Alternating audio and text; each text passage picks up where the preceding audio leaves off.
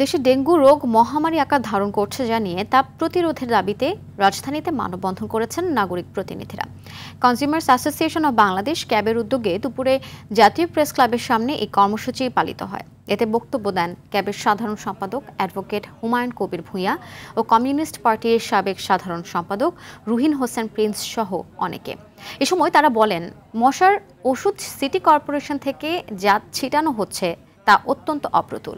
এতে ঢাকার দরিদ্র অঞ্চলগুলোতে ডেঙ্গুর প্রকোপ বেশি পড়ছে। সরকারের উচিত দ্রুত সময়ের মধ্যে মশক নিধন কার্যক্রমকে বেগবান করা। পরে ক্যাবের পক্ষ থেকে ঢাকা জেলা প্রশাসক বরাবর স্মারকলিপি দেওয়া হয়। শুরু থেকে আজ পর্যন্ত ডেঙ্গুর একটা মহামারী দেশে ঘটে গেল, কিন্তু সরকারিভাবে রাষ্ট্রীয়ভাবে বলেন, আমাদের সিটি কর্পোরেশন থেকে বলেন, কোনো উদ্যোগ গ্রহণ করা হলো না। যারা ডেঙ্গু আক্রান্ত হয়, যারা অনেক পরিবারের মানুষ আছে যারা চিকিৎসা করতে পারে না, ডেঙ্গু নিয়ে আক্রান্ত হলে বা চিকিৎসা হইলে বা টেস্ট করতে হইলে সেটা যেন ফ্রি করা হয়।